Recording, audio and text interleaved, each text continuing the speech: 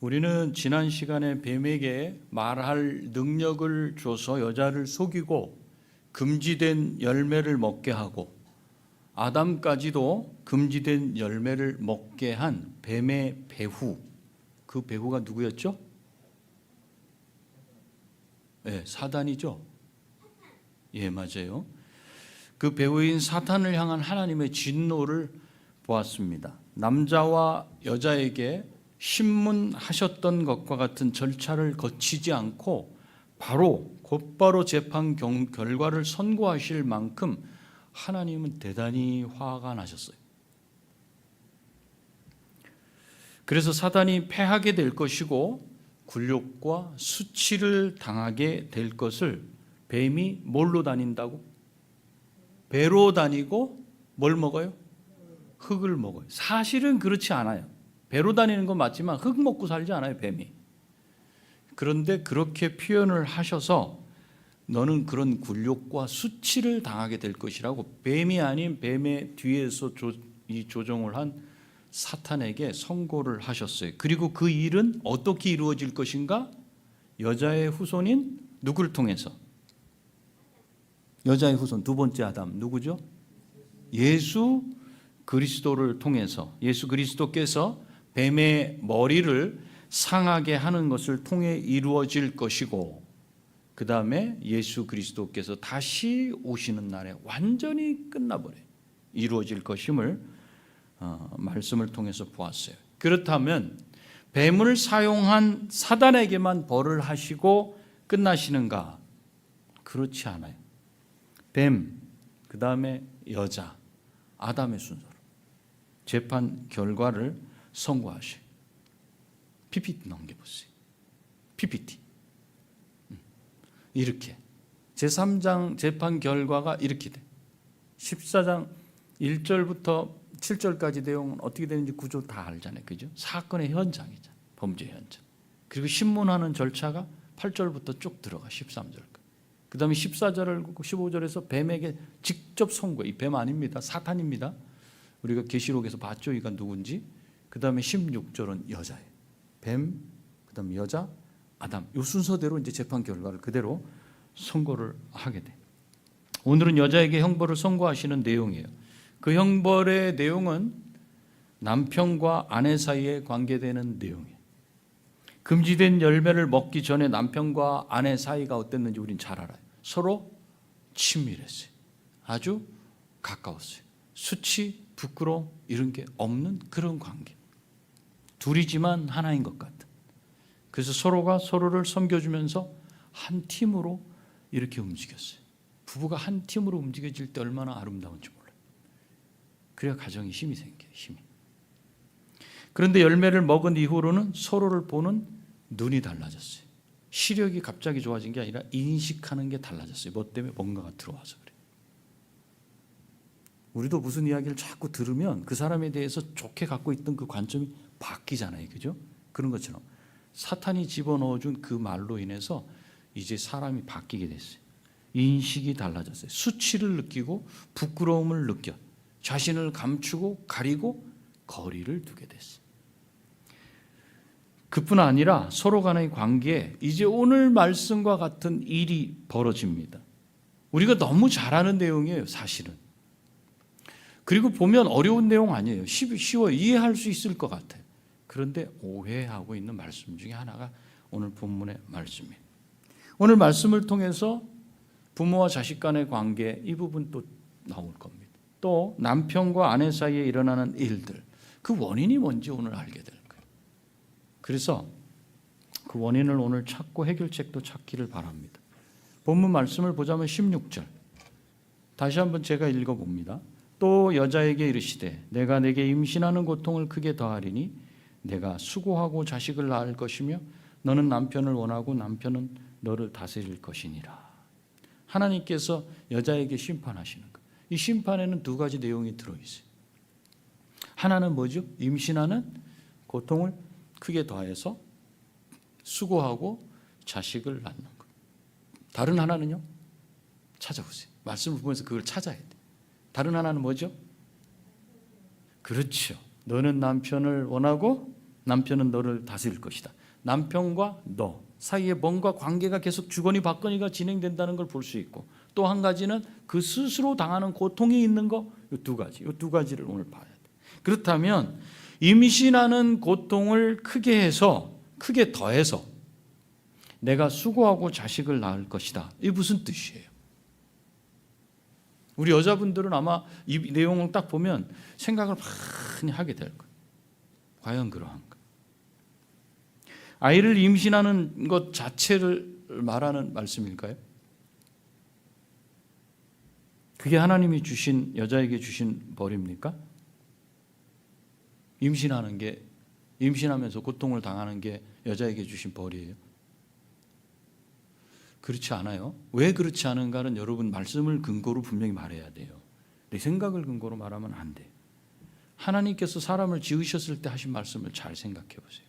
창세기 1장 28절에 뭐라 그러셨죠?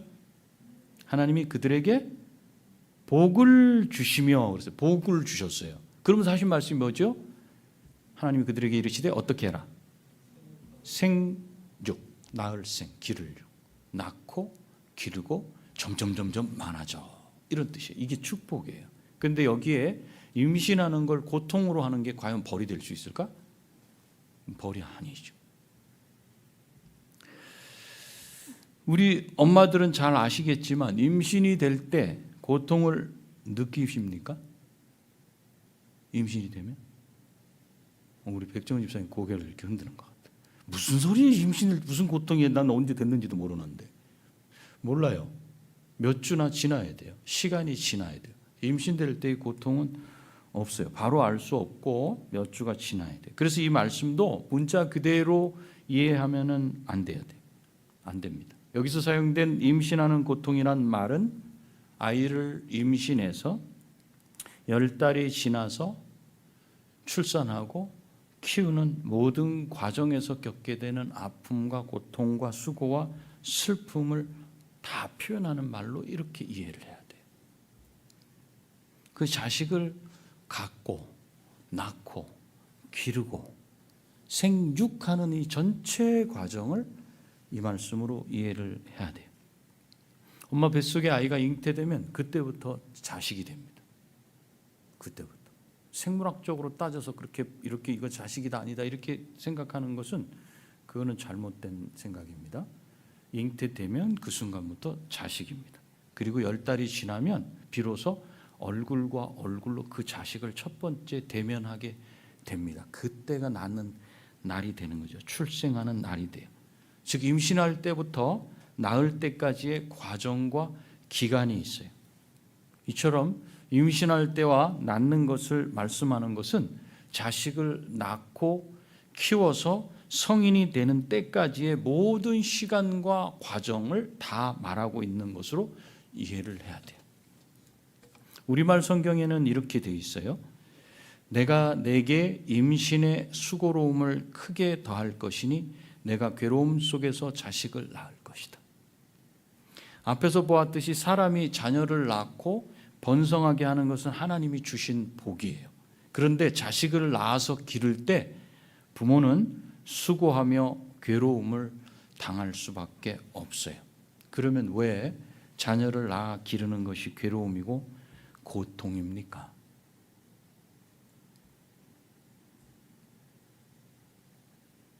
아담과 그의 아내가 하나님을 배반한 이후로는 그들이 낳아 길러야 하는 자녀들 안에 새롭게 장착된 그것이 하나 있어요. 그들 안에 내재돼요. 태어날 때부터. 그것은 아담과 그의 아내에게서 물려받은 하나님을 향한 반역의 마음입니다.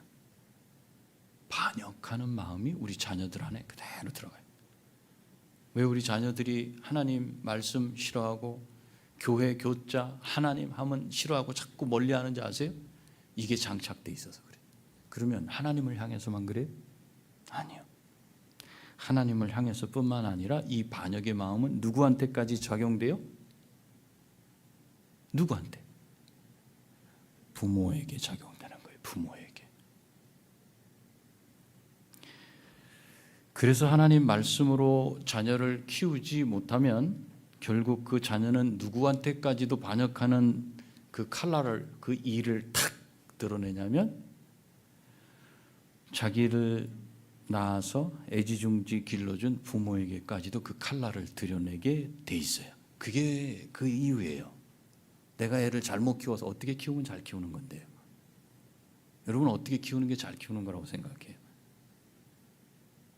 근본적인 원인을 성경에서 이렇게 말씀해 주고 있어요. 여자가 하나님을 배반한 이후로는 그 배반하는 그 반역하는 그 마음이 우리 아이들에게도 그대로 들어가 있는데 그 반역의 마음은 누구한테까지도 영향을 미친다? 하나님에게만 그렇겠지. 그게 아니라는 거죠. 사람, 특별히 부모에게 그 영향. 자기에게 가장 헌신하고 모든 것을 다 쏟아부은 그 부모에게 그걸 들이대. 속으면 안 돼요. 논리로 여러분을 설득시킨다고 논리로 그 아이가 반역 안 하고 그냥 순순히 하는 것 같죠? 반역입니다. 그것도. 그래서 아이를 말씀으로 잘 키워내지 못하면 그게 안 돼요. 그게 반역할 수밖에 없어요. 16절 뒷부분 한번 볼게요. 너는 남편을 원하고 남편은 너를 다스릴 것이다. 남편과 아내의 관계를 말씀하고 있어요. 서로 원하고 다스리는 관계가 됐어요. 그러면 하나님을 배반하기 전에는 둘의 관계가 어땠어요? 남편과 아내의 관계, 하나님 배반하기 전에는. 자, 관계하면 뭐 어떤 단어가 여러분 딱 떠올라요? 지금 창세기를 쭉 하면서. 한번 말해보세요. 남편과 아내의 관계는 어때야 된다 그랬죠? 한 단어, 아바드. 섬김이라 그랬어요. 섬김의 관계. 섬김. 서로 섬기는 일을 잘 감당하고 돕고 세워주고 하나님께 감사하면서 살았어요. 그런데 타락 이후에는 그 관계가 바뀌었어요. 말씀을 문자적으로 보면 마치 성경은 남자들이 좋아하는 구절 같다. 이것 봐라, 이것 봐. 남편이 널 다스려야 되는 거야. 내가 내 말 왜 순종해야 되는지 말씀을 근거로 내가 얘기하고 있잖아. 이래서 남자들이 좋아하는 말씀이 될 수도 있는데 그건 착각이에요. 잘못 해석한 겁니다. 타락 이후로 관계가 바뀌었어요. 마치 지금 말씀을 문자적으로 보면서 남편이 아내를 다스리도록 하신 것처럼 오해할 수 있어요. 그래서 이 말씀을 우리가 잘 알기 위해서는 단어를 잘 살펴봐야 돼요. 첫 번째 단어는 원한다라는 단어. 너는 남편을 원하고 이 원한다. 두 번째 단어는 여기 남편은 너를 어떤 단어를 골라야 되겠어요? 다스린다. 원한다는 것과 다스린다는 이 두 단어를 분명하게 이해를 해야지 말씀을 할 수 있어요. 첫 번째 원한다. 이 뜻은 소원한다 이런 뜻이에요. 소원한다. 바라는 바다 이거예요. 세번역 성경은 이렇게 돼 있어요. 내가 남편을 지배하려고 해도 남편이 너를 다스릴 것이다. 여기서 내가 앞에 너 이는 누구냐면 여자예요. 아내가 남편을 지배하려고 그래. 그런데 결과적으로 남편이 너를 다스릴 것이다. 아내가 남편을 향해 가지고 있는 소원은 결국 뭐라는 거예요? 지배하는 거예요. 누구를? 남편을 지배하는 거예요. 그런 아내에 대해서 남편은 도리어 그녀를 어떻게? 다스릴 것이다. 여기서 다스린단 말은 지배한다는 뜻이에요. 앞에서 말한 다스림 이런 다스림이 아니에요. 그러므로 아내가 남편에게 갖는 소원은 남편을 지배하려는 소원이에요. 겉으로야 어떻게 대하든지 속마음에 무엇이 장착되어 있는가? 바로 남편을 지배하려는 소원이 장착돼서 움직여져요. 이 아내들이 하는 모든 공작은 죄송합니다. 공작이라고 표현해서 모든 섬김은 여기에 집중되어 있어요. 내 손으로 주문을 주고. 그래서 1990년에 번역된 북한 평양에서 번역된 성경에는 그런 식으로 표현되어 있어요. 네가 남편을 주무르려고 할 것이지만 네 뜻대로 되지 않는다.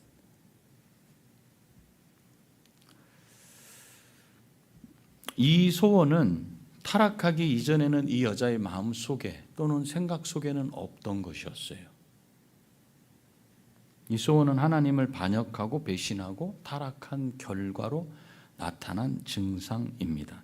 그 전에 아내는 남편을 돕는 자로 동등한 위치에서 살았어요. 그런데 타락 이후에는 그 동등한 위치에서 벗어나서 남편을 어떻게 자기 아래에 두려고 해요.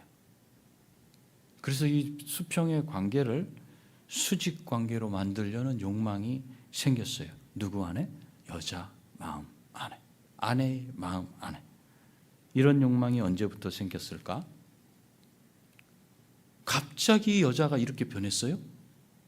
타락한 이후에는 갑자기 뭔가 이런 게 툭 들어와가지고 여자가 꼭 이 수직 관계로 관계를 만들려고 하는 그런 게 형성됐어요? 그것도 아니에요. 말씀을 찾아보면 3장 5절에 이 여자가 금지된 열매를 따먹을 때 어떤 생각과 어떤 욕심이 있었는지를 보면 알 수 있어요. 3장 5절에 뭐라고 말씀하냐면 너희가 그것을 먹는 날에는 하나님과 같이 되어, 이렇게 되어 있죠.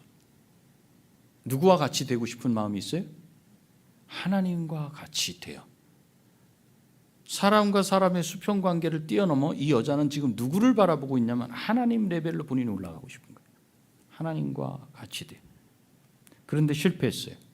하나님과 같이 돼서 하나님과 같은 급으로 가려던 게 실패했어요. 그러고 났더니 이제는 그 욕망이 누굴 향하고 있어요? 남편을 향해. 남편. 그럼 이번에는 이 욕망이 성공해요? 성공하지 못해요. 레벨 본인 위치는 수평이 아니야. 항상 수직 관계로 위로 올라가고 싶어. 근데 성공하냐면 성공하지 못해. 오히려 반대 현상이 나타나요. 하나님께서 뭐라고 말씀하시냐면 남편이 너를 다스릴 것이다. 너는 거꾸로 네가 남편을 하는 수직 관계를 원하지만 결과적으로는 남편이 너를 다스릴 것이다. 그렇다고 남편이 아내를 지배하도록 하나님이 허락하셨구나 그걸 말하는 게 아니에요. 이런 싸움이 일어난다는 걸 말하고 있어요.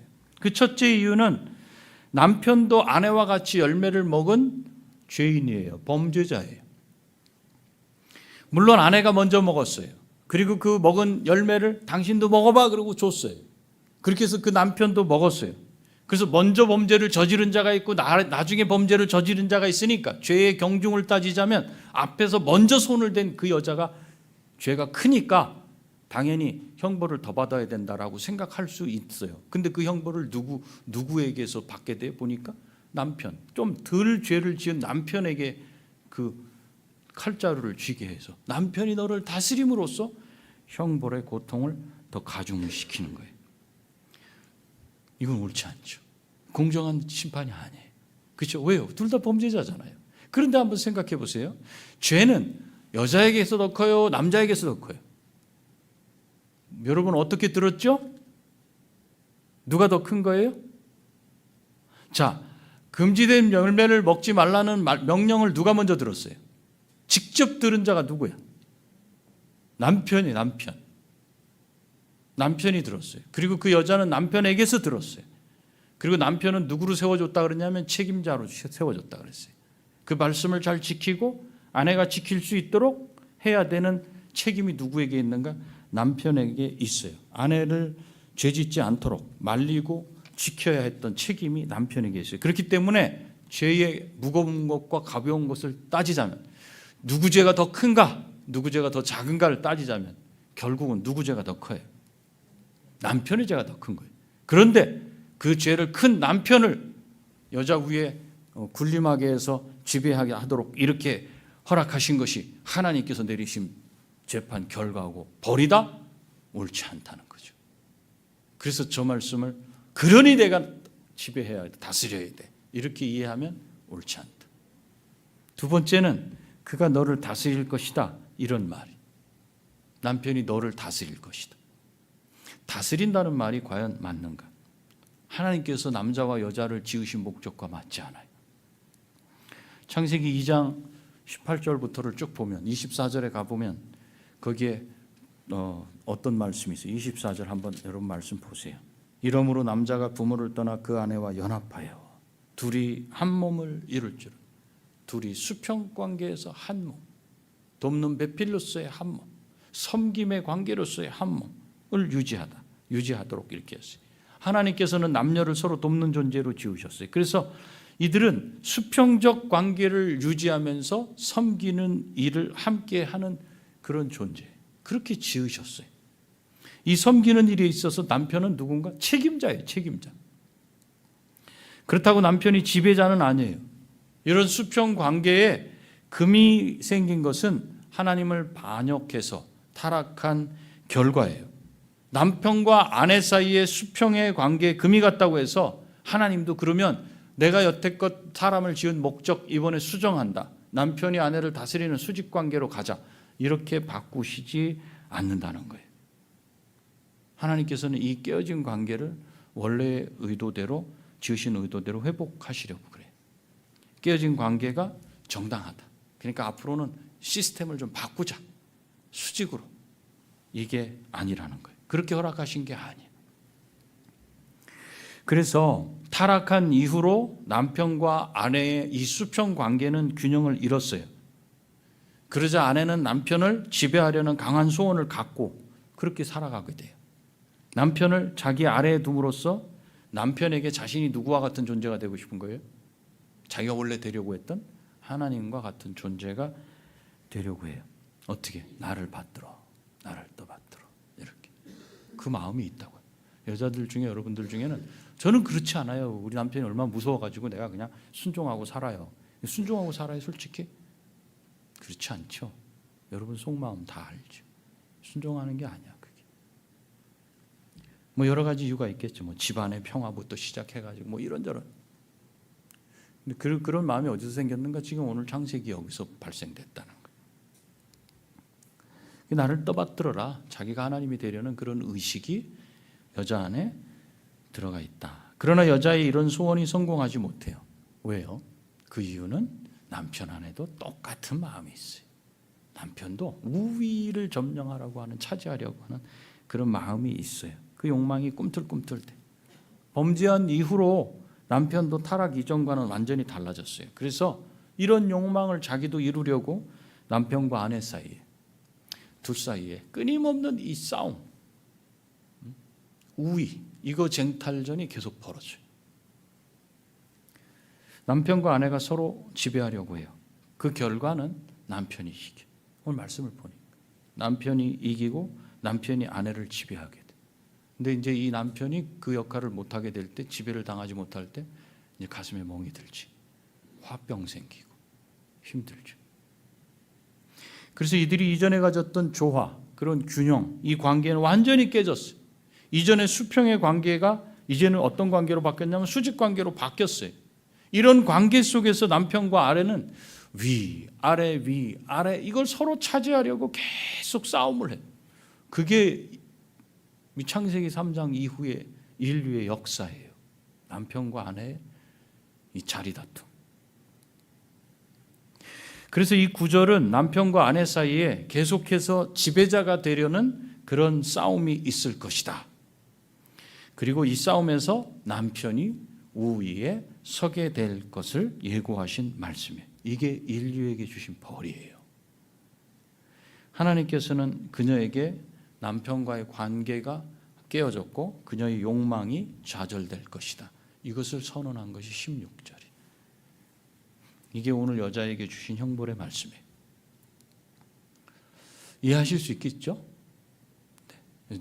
이해하시는 것과 난 못 받아들이겠어, 이거는 다른 거예요. 그죠? 이해까지는 되잖아요. 그죠? 왜냐하면 근본적인 걸 알아야 돼요. 근본적인 걸 알아야 나를 치료하고 고치고 상황을 반전시킬 수 있어요. 근데 근본적인 걸 모르면요, 절대로 뭘 따라가요? 그러면 하나님 말씀이 아니라 세상에서 말하는 인권을 따라가요. 인권 신장. 여성이 그동안 눌리고 살았다. 앞에 서야 된다. 이 운동한다고요. 그래서 이걸 보면 그 운동을 할 게 아니잖아요. 사실은. 그럴 수밖에 없는 인류의 역사를 생각해야 돼요. 우리 아이처럼 아담과 하와를 비판하세요. 왜 그걸 먹어가지고 이 모양 이 꼴로 만들었냐고 하는 게 오히려 더 정직한 거예요. 그게 옳은 거예요. 원인을 알자는 거예요. 말씀을 맺을게요. 오늘 말씀에서 하나님께서 여자에게 말씀하신 내용 두 가지 기억하셔야 돼요. 하나는 하나님께서 여인이 자녀를 낳고 키우는 고통을 크게 다할 것이다. 그것은 육체적인 고통, 마음적인 고통, 다 들어가는데 그것은 단지 임신해서 낳는 10달의 기간 동안에 겪는 것만이 아니라 전체 과정이라는 거죠. 또 하나는 여인 스스로가 품게 된 욕망, 그 소원으로 인해서 남편과의 조화로운 관계가 깨졌다. 하나님께서 깨뜨린 게 아니에요. 그들 스스로 그걸 깼어요. 그럼 그리스도인이 된 우리들은 어떻게 살아야 되는가? 오늘 본문 말씀에 관계가 나오잖아요. 자녀와의 관계, 아내와 남편과의 관계. 어떻게 해야 돼? 뭐 지금까지 몇십 년, 제가 오늘 아침에 계산을 해보니까 제가 결혼한 지 30년 됐더라고요. 30년. 참 30년을 이렇게 살아왔어. 그러면 지금 돌아보면서 어떻게 해야 돼?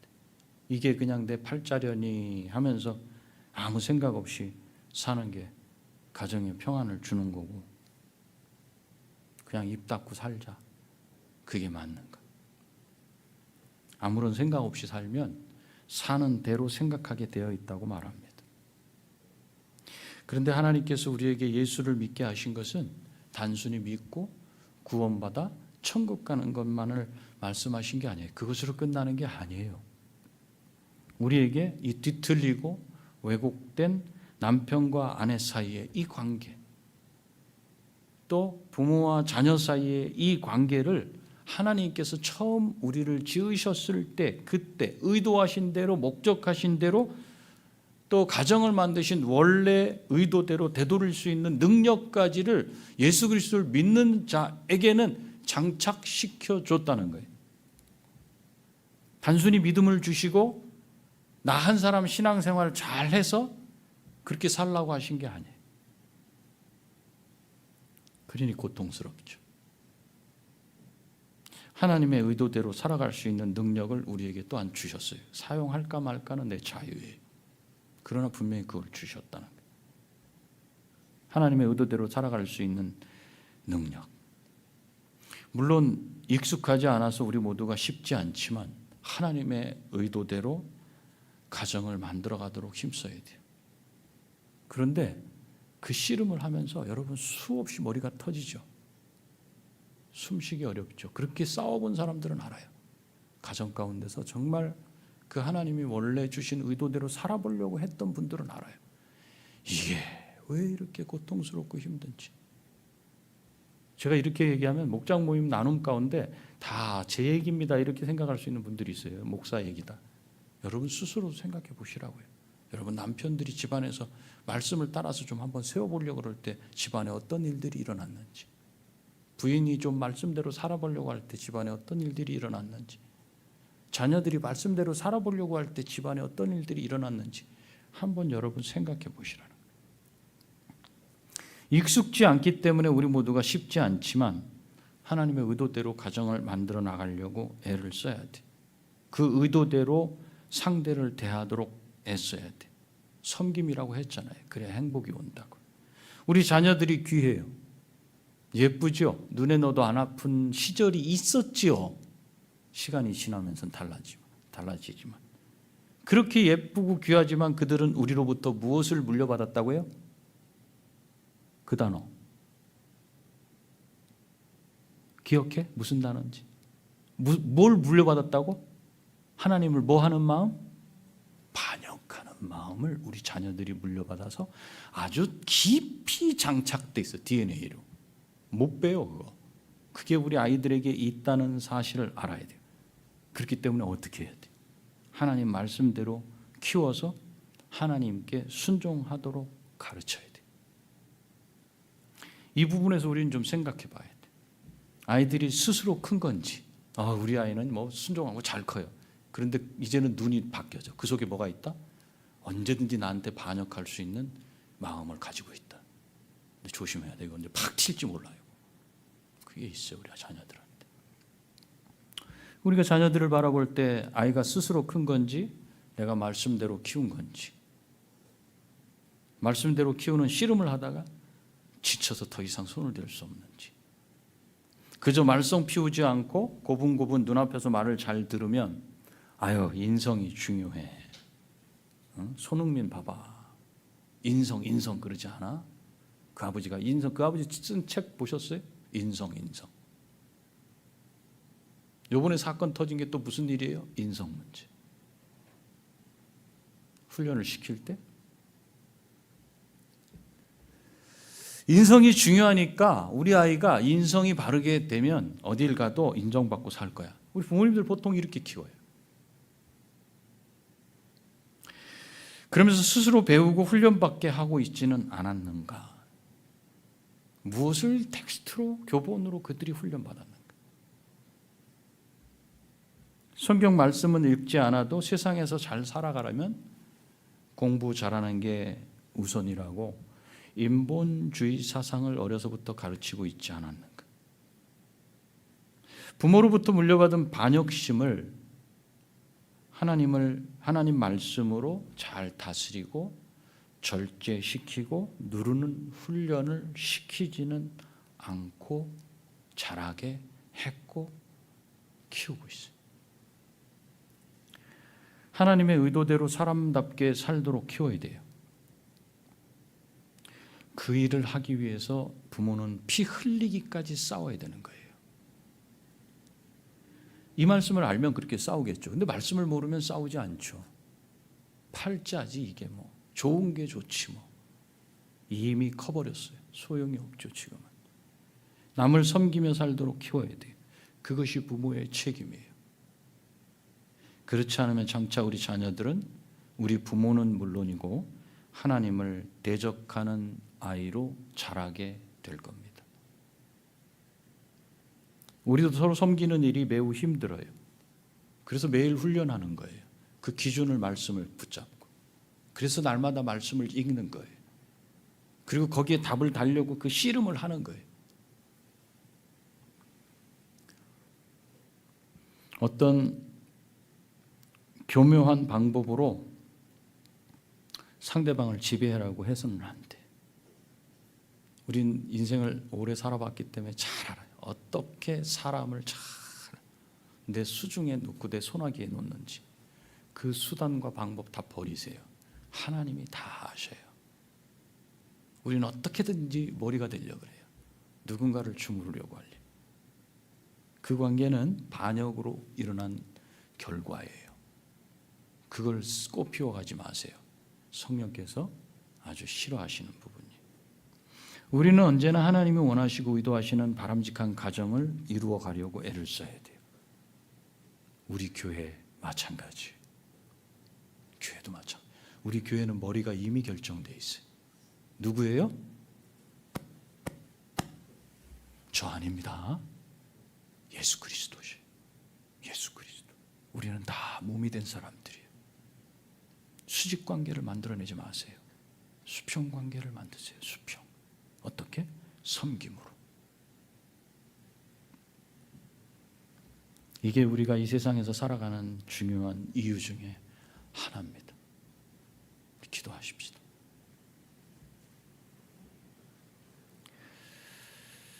기도하실 때 하나님 말씀을 따라 섬기게 해주십시오. 내 판단을 따라 섬기지 않고 하나님 말씀을 따라 섬기게 해주시고 내 안에 일어나는 반역심, 항상 머리가 되려고 하는 내 욕망, 그걸 절제하고 다스리게 하시고 아이를 말씀으로 잘 가르쳐서 그 아이가 자라면서 반역심을 누르는 방법을 배우도록, 그래서 하나님께 순종하도록 해주시옵소서. 우리 기도하겠습니다.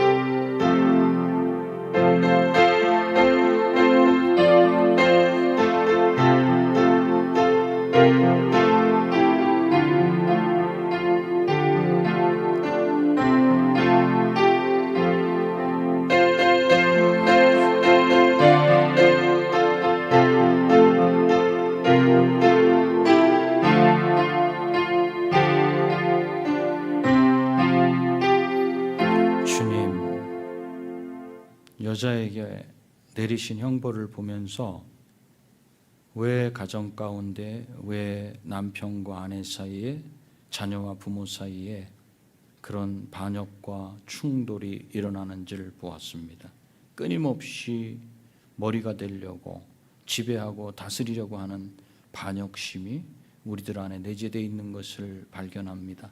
다시 말씀으로 돌아가게 하시고 말씀으로 우리 스스로를 다스리고 말씀으로 상대를 섬길 수 있도록 허락하시며 그것이 가정에서부터 이루어질 수 있도록 다시 피 흘리는 무릎을 허락하셔서 나 자신을 죽일 수 있도록 도와주옵소서. 그래서 우리 교회도 서로 머리가 되려는 것이 아니라 지배하고 다스리려는 것이 아니라 서로 섬기고 순종하며 사랑하는 그런 교회 공동체가 되어 주변 이웃에 힘을, 격려를, 위로를, 소망을 품게 하는 공동체 되도록 도와주옵소서. 예수님의 존귀하신 이름으로 기도합니다. 아멘.